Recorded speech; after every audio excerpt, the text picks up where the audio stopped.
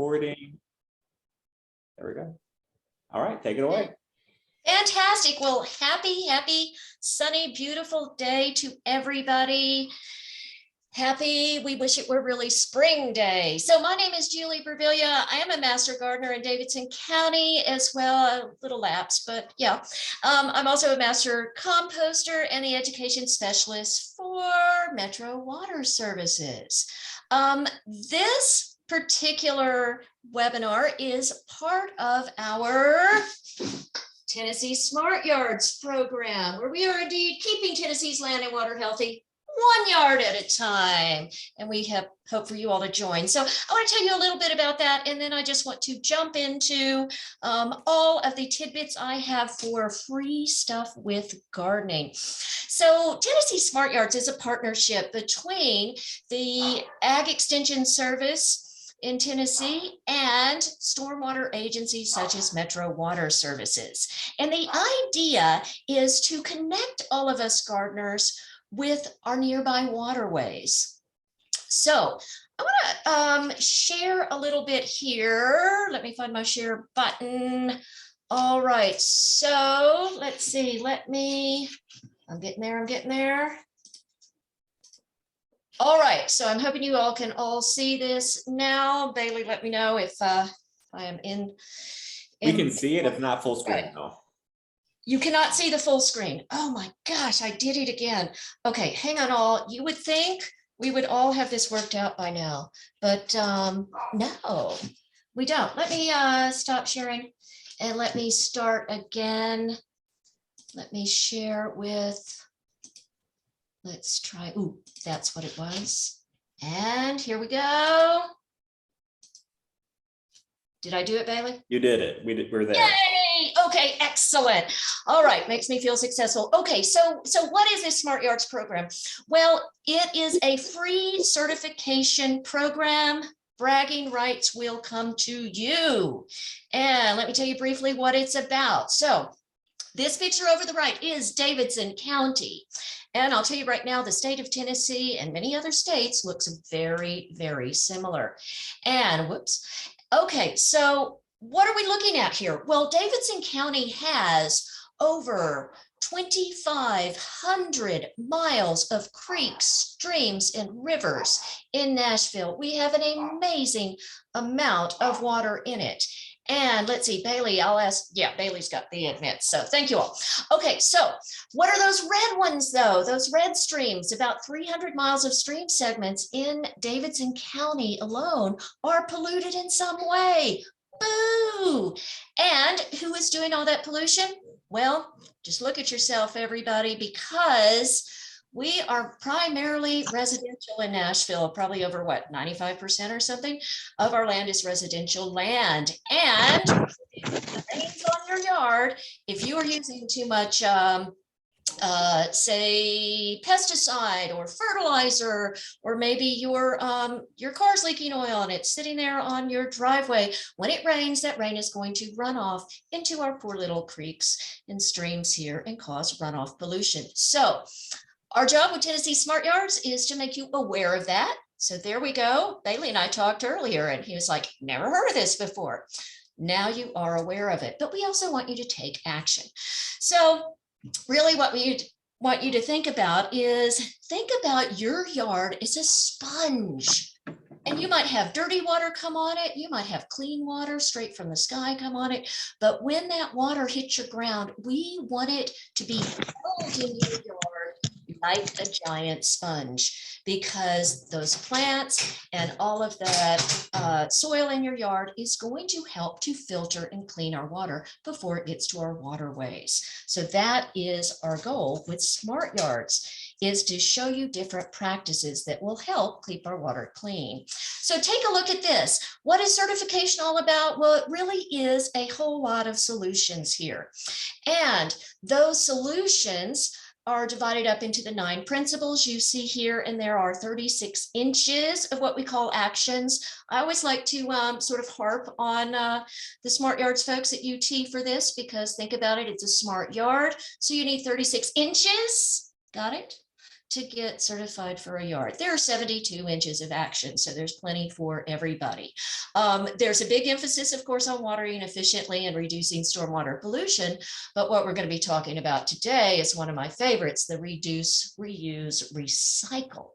So, like I said, it's a free program. You can you self-certify basically. You'll get information, by the way, in a follow-up email about how to reach the website and how to learn more about this and start getting certified. But in the meantime, I want to let you know, if you're in Davidson County, we have carrots for you. Once you get certified, you get a couple of things. You get a free tree from Root Nashville, which is our public-private partnership that has a goal of planting 500,000 trees in Davidson County by the year 2050. This helps absorb a lot of the rainfall that might otherwise cause flash flooding. These are not little stick trees. I got one yesterday. It's a crab apple. I'm so proud of it. It's 8 feet tall and about 1.5 inches at the trunk. It's a fine tree. Okay, and what else you get? Well, Metro Water Services makes this recycled product called Music City Gold, and you get a bag of that, again, if you're in Davidson County. So that is some of the cool stuff. We'll come back at the end to some of the things that we've accomplished today that will get you working toward certification. So let me stop sharing with that now. All right, so today we're talking about reduce, reuse, recycle in the garden. Now, if you think about it, a long time ago, I don't know when that was, but a long time ago, that's just sort of what happened, right? And now we just have so many things we throw away, but they all belong in the garden, in my mind. So let's get started. And I'm going to start from the very beginning. I'm going to go from seed to harvest here. All right, so jumping right in. And by the way, if you're joining us now, we are recording this. Okay, so seed saving. First of all, save seeds. Oh my gosh, talk about free stuff right off. The library has all kinds of great books through the Seed Exchange program and their general library program on how to save seeds. So think about it. All these plants are going to make seeds. And where do you think seeds come from? Plants. So you're already saving money if you think about which seeds you want to save. And I have some seeds right here that I have saved, a whole handful right here for this year's beans that I'm going to be planting. If you can hear my dogs in the background, my apologies. Okay, so when you're saving seeds, a few things you want to do. You want to keep them dry and at a consistent temperature that's not really hot.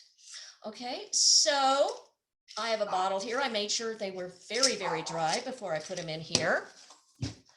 I'm pleased with this little container. I was slightly upset because I got a takeout thing. It was tamales and they were fantastic, but they had all these little extra things in them with really great sauce. But I thought, I have all these containers. What will I do? Well, I'm saving some seeds that were very dry in here. I keep saying very dry because you don't want them to mold. So a really good container for seeds is just a plain old envelope, because if there is any moisture, it will indeed absorb it. So first thing to do is save seeds. Oh, another thing to do is to buy seeds in weird places. Huh? What do I mean by that? Okay, this jar of peas, and it can be hard to find whole dried peas that at the grocery store, but that's where I got these. I went to one of the international markets. I got dried whole peas, which I am keeping nice and dry in my container here, and I am going to plant them. So nice, cheap, okay, not free, but cheap. Okay, pretty cool. Other things that you can get really cheaply at the store that way, if you go to the food section instead of the seed section, would be to look for coriander, which, grows either the coriander seed or also, of course, cilantro.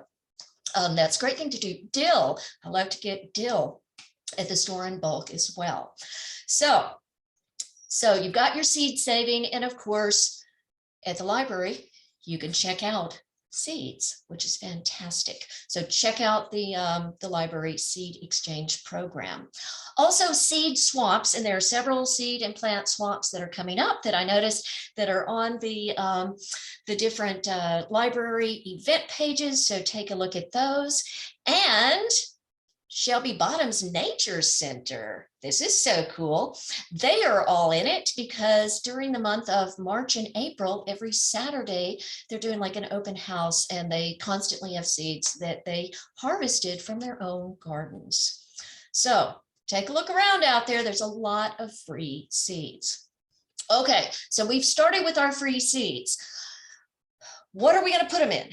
Well, you don't really need to go out and buy a bunch of pots if you're going to start seedlings. You don't really need to do that.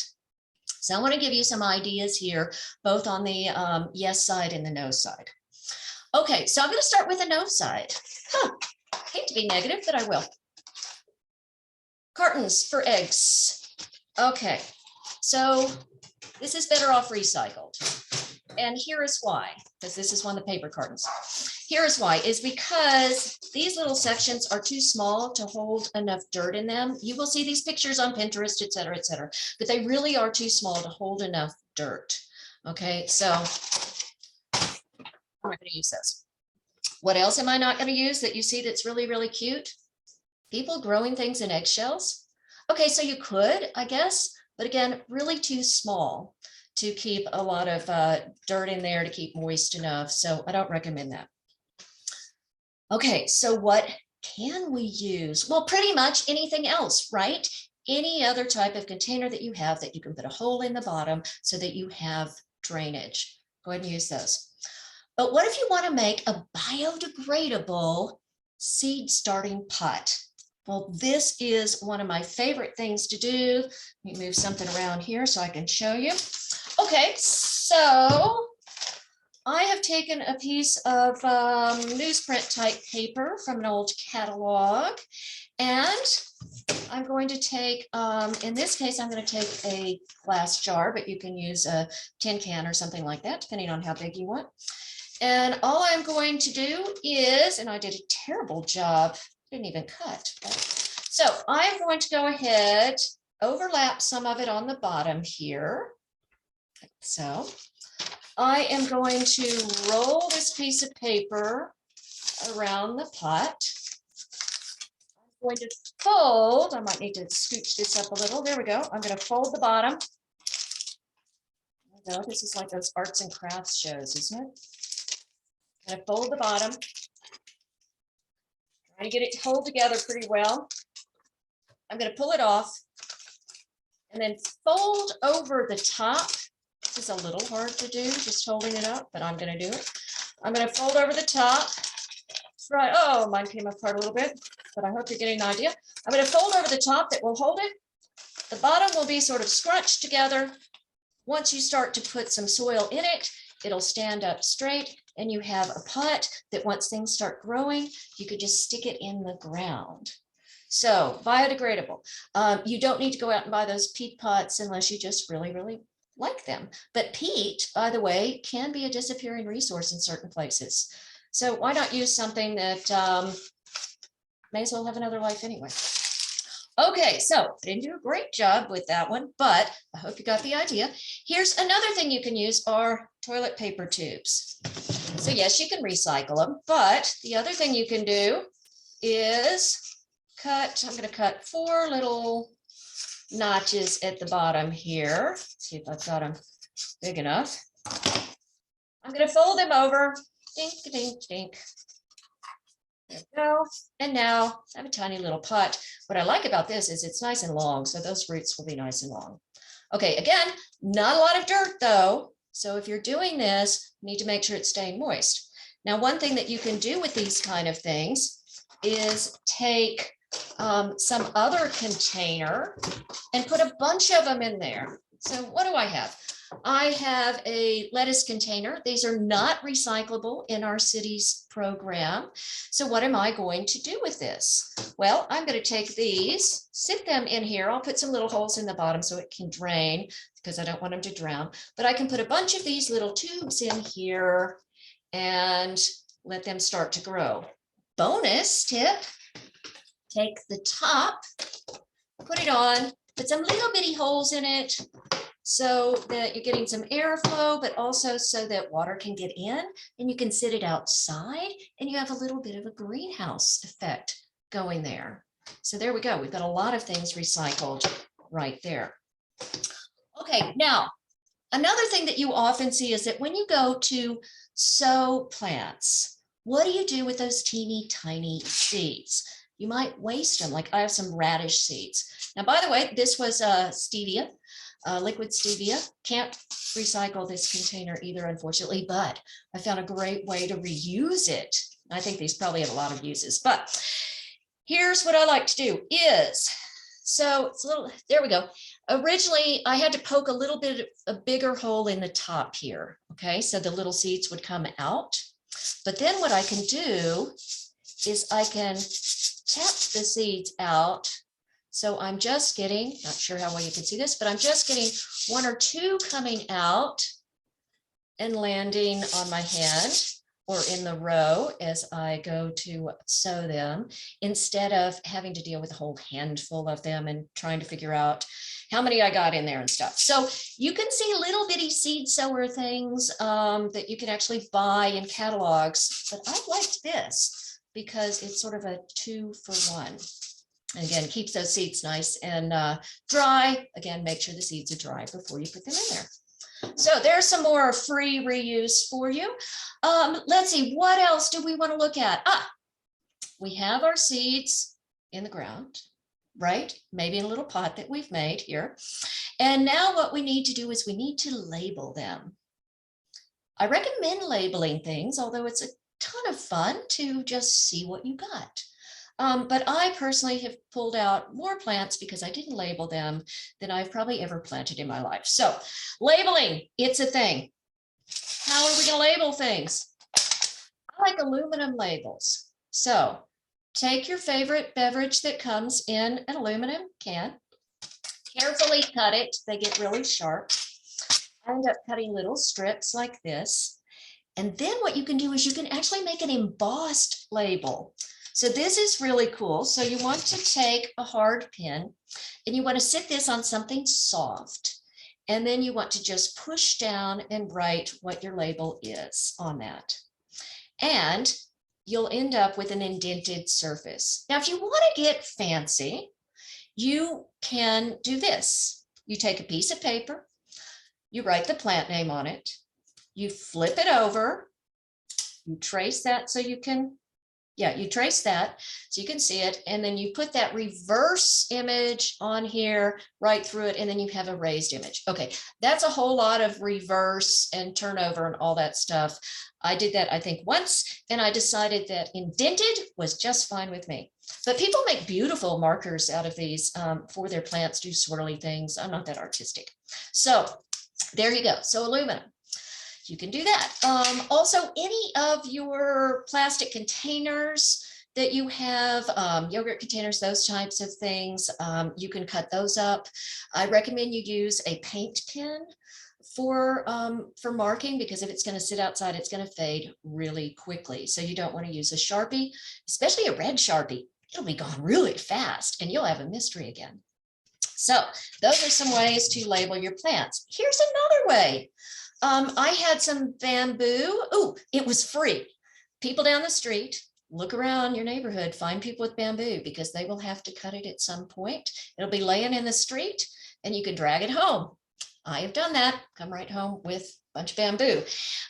Used it for trellises and things, but as I had some pieces years later that were broken off, and what I can do with these is, again, take my paint marker and I will go ahead and paint on it the name of a plant, and I can stick it in the ground. It'll last a long time.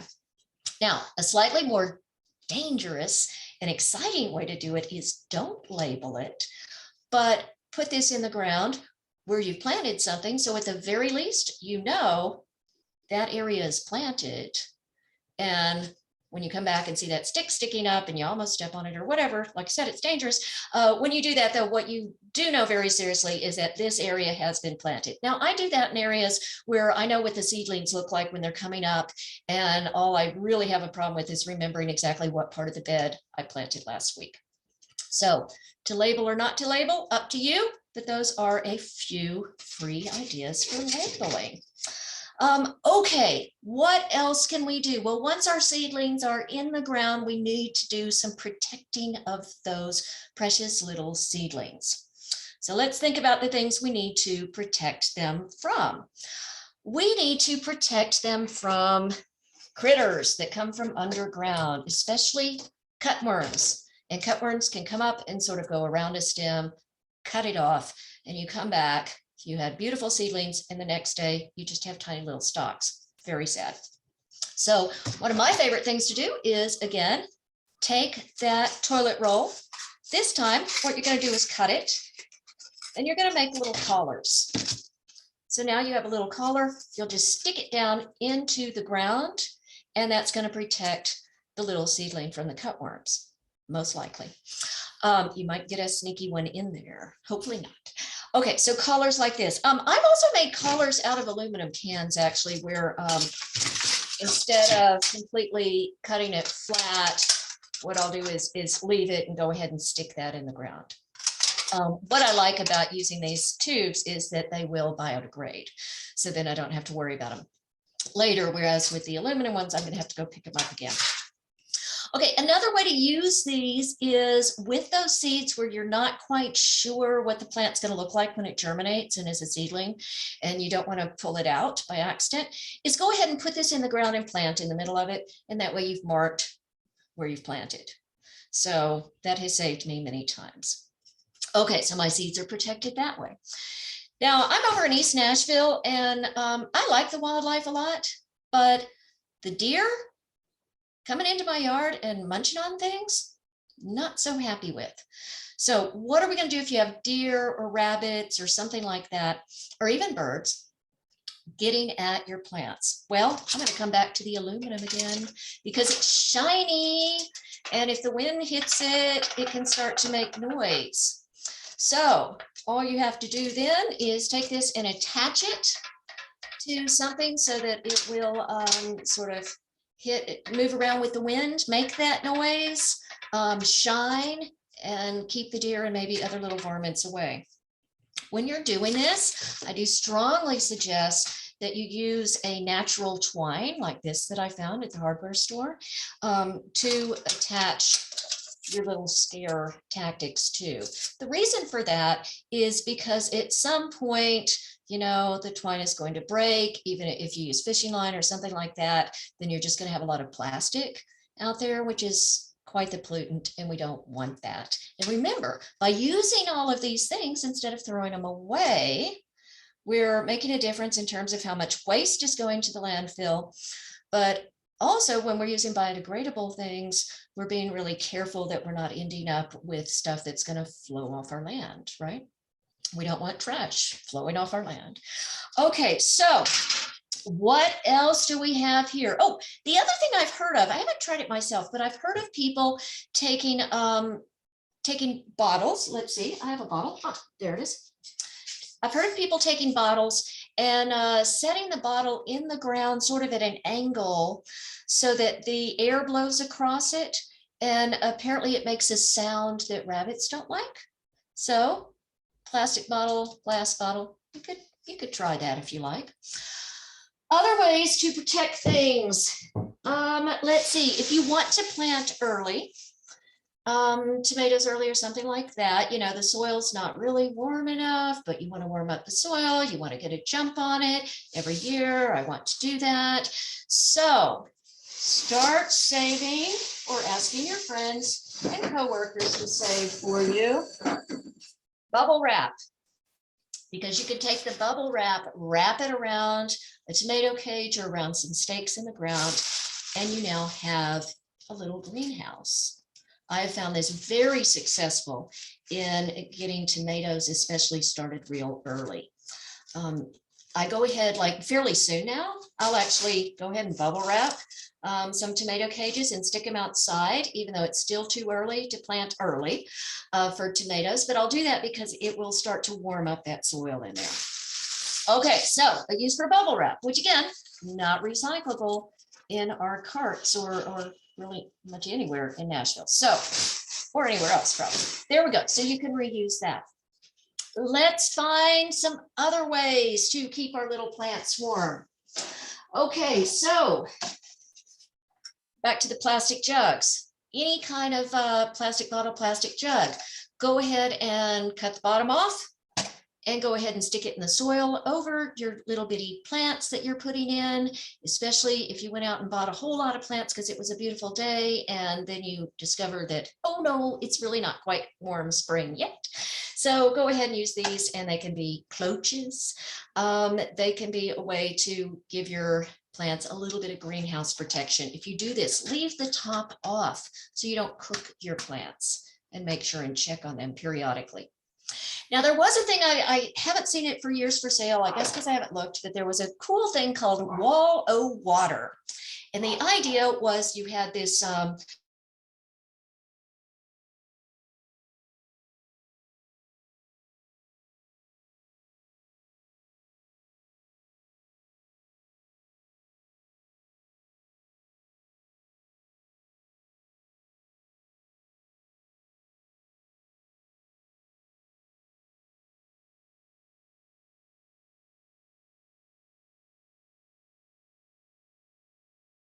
maybe a lot of glass.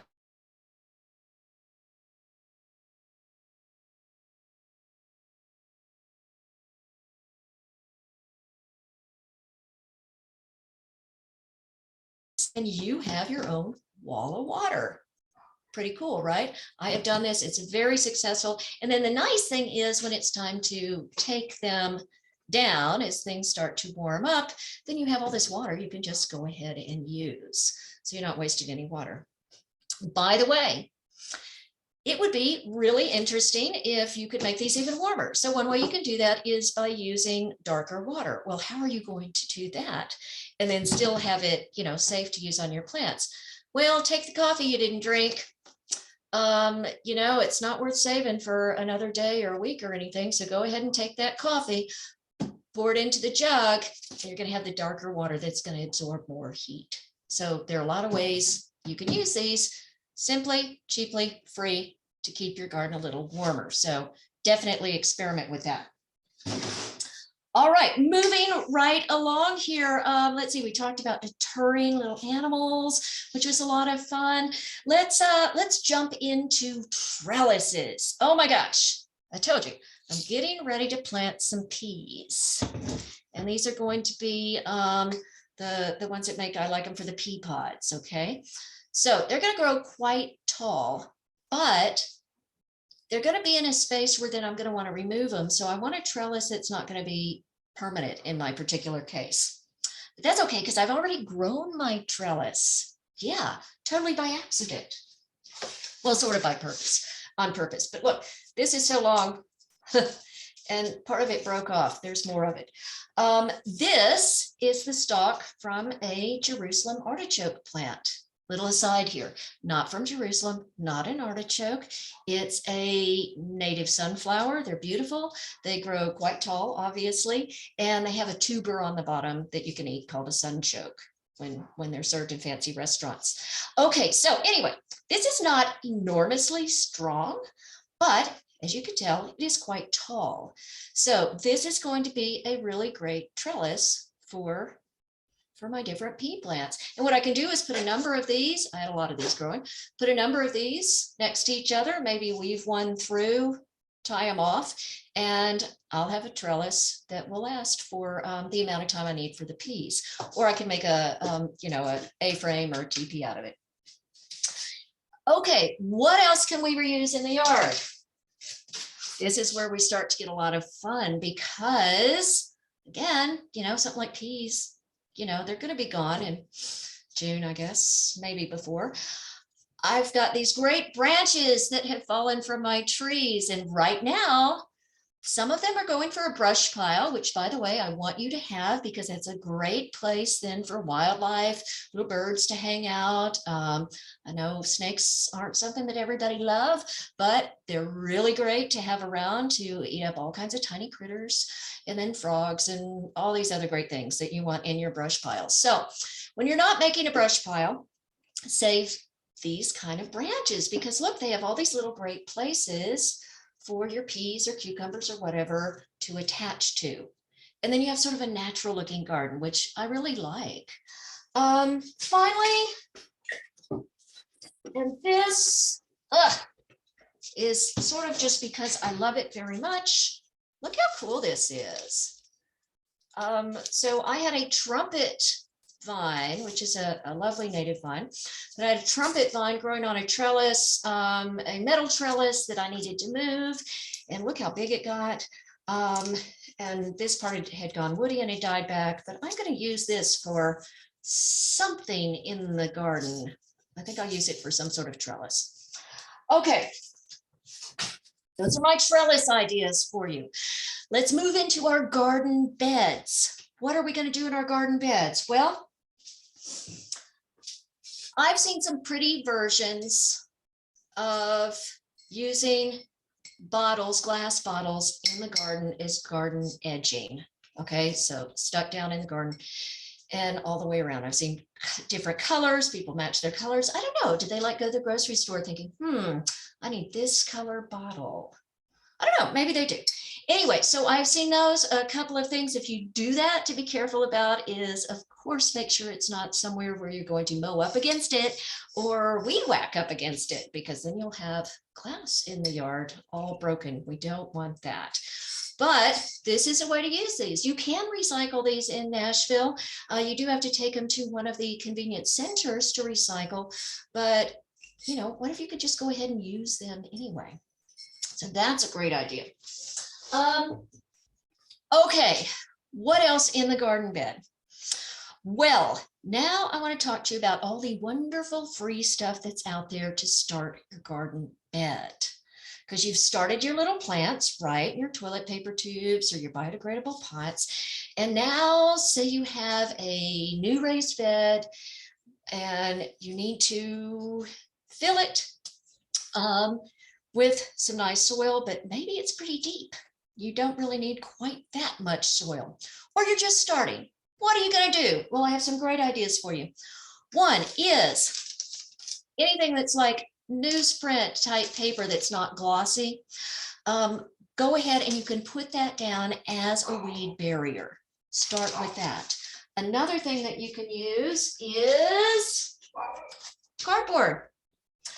By the way, I scored big time on the cardboard front because a few weeks ago, before recycling started up again in my area, I put out a call on a gardening Facebook page for cardboard to put down in an area as a weed barrier. And I have extra cardboard now, but no, you can't have it. It is mine. I will be using it. So I'm going to put the cardboard down. On top of it, I have leaves that I've kept. I'm going to put leaves on there. What else am I going to put on there? Well, lazy composting stuff. So let's take a look at what Julie had in her kitchen. Well, coffee grounds and the coffee filters can go in there. Coffee filters, by the way, are really good temporary weed barriers to put around a plant, to sort of poke a hole in them and set them around a plant. But otherwise, you know, I'm gonna throw them on top of the leaves. I also have this other great stuff, the eggshells that I said were too small to use as planters. Go ahead and throw them in. I got a banana peel, more coffee. Yeah, so go ahead and put all that in. Little tip here. What are we going to call this one? Oh, free compost keeper. I got these great silicone things. Okay, this part wasn't free, but anyway, I keep my compost in the freezer until it's time to take it out, and then it doesn't smell. Okay, so I'm going to throw that on there, and then I got super lucky because besides all the free cardboard, I have a relationship with somebody that I found on Facebook who in a gardening one of the gardening Facebook pages said he had all these wood shavings because he does these beautiful bowls that he makes. So I had gotten some of these for my garden pathways back last year and recently got a message that he had more. Haha. So those are going in my bed that I'm starting to make on the top. Be careful when you use fresh wood like that, because you don't want it up against the sides of your plant. So in this case, it's going in an area where I need pathways. I don't want things to grow. Okay, so free stuff from other people that didn't have to go in the trash. Okay, let's take a look now at, wow, I've got a few more like just free weird things. So we'll go through those. Somebody gave me a plant last year when we were trading plants. I got free aloe plants and she put them in tin cans, which I love, put some holes in the bottom. And so I have a little pot for my little plant. So that was nice. And that made her little free trade, you know, really great, right? Because she got rid of something, including the extra plants and the container. And I got a container. So that's pretty cool. Let's talk about free plants. Okay, so this is, you know, let's go to the kitchen, as it were. Let's talk about potatoes. So I got all these yummy little potatoes that I'm going to eat later in something yummy, but you can get potatoes at the store that will sprout for you. I don't have a sweet potato today, but it's time to get a sweet potato, stick it in a jar of water and watch it sprout, because it'll sprout, make little sweet potato slips, they're called. You can read all about it with books from the library, and you can take those little slips and grow sweet potatoes out in the yard when it warms up. So with these little potatoes, same thing. You can leave them out and see if the eyes will start to grow. And once they start to grow, then you can cut them and you can plant them. So there's a little more explanation as to how to harden them off, so to speak. But any of the ones, you know, you see the eyes, sit one out and see if it will grow. You might find some that aren't going to grow, that maybe were treated with something so that they don't sprout, but it's worth a try. Now there's also this mesh bag, which is a little annoying, but I couldn't find any that were individuals where I was shopping. But this mesh bag, I realized, since I can't recycle it otherwise, I'm going to reuse it. So I am going to carefully cut it open so that I can use it later to put around things that any fruits or vegetables, maybe even, that critters especially get to. So this would be good actually to put like over a cauliflower if you have it, or over a broccoli, because it's going to keep the moths off of it that are going to lay their eggs, and the caterpillars will later get into those plants and eat them all up. So ways you can use those. This would be great around apples and things like that as well. Okay, so couple of other things. Let's see. I sort of brought all my trash out, didn't I? What a mess. Okay, so little bags like this, you know, you are never without pots. I saw somebody doing a great webinar of their balcony garden, and it was amazing how they didn't have any purchased pots in there. So they took bags like this, poked holes in them, and started their plants in those. You can do that. If you're really careful when you open these kind of things that have the little Ziploc attachment, and you leave it in place like that, you don't ruin it, then you also have something you can keep stuff in. Tell you what I keep in these, and why I save them is because I get very large bags. I get like 40-pound bags of bird feed, of sunflower seeds, and it's nice to be able to repackage it in this, so that when I go out to feed the birds, you know, I just have one little package instead of having to open up the whole big bag and possibly getting it wet inside, which happened once. It's very sad. Okay, so that. Let's see. I have one more thing here I am going to show you, which is, I'm sure there will be, or there are some wonderful composting webinars that our Waste Services Division at Metro Water Services does, called The Dirt on Composting. So make sure and watch those. But just a little tidbit, if you don't want to go through all the composting, you can compost in your bed. And one way to do it so that you feel like you know where you're composting and to keep animals out that might dig for compost is this. Take a plastic container, put some holes in the bottom and maybe in the side as well. And you're going to sink that into the ground, level of the ground. You're going to take your top so you can screw it on the top. And then what you'll do is you'll come out, you'll take your various compostable food, you'll put in there, put the top on, no smell, no animals. And what happens is the worms go in and out and take the compost out of there and bring it, they digest it, right? And then they're going to poop into your garden, which is what you want. So again, free underground composter. Pretty cool. Okay, let's see. I'm just sort of looking at all my stuff here. One other thing. Butternut squash. Yummy. So I will also cook this and make something yummy out of it. But one thing to remember is that, remember we were talking about seeds. Where do seeds come from? They come from plants, right? So when I cut this open, it will have seeds. And I think this time I'm going to clean them off carefully and save them and plant them on purpose. I do have a little problem, honestly, growing squash because of various squash bug problems. But in this case, I won't have spent money on specialty squash seeds. I have nothing to lose here basically because, you know, I was going to buy the butternut squash anyway. So, and I also know that when I put butternut squash seeds in the compost in the past, sometimes I've grown butternut squash. So free seeds are all around you. All right, so let me jump back into the share real quick because I want to show you something very cool to leave you with. All right, this. Is this not beautiful? I aspire to do this. This is a woven compost basket like it shows. There's a whole little YouTube video on this and it's just gorgeous. It will all break down immediately and it sort of hides in the landscape. So that's aspirational for me because I'm not sure I'm either that coordinated or have that much patience, but I love this idea. Finally, though, I want us to look at some of the things we have talked about today in terms of Tennessee Smart Yards.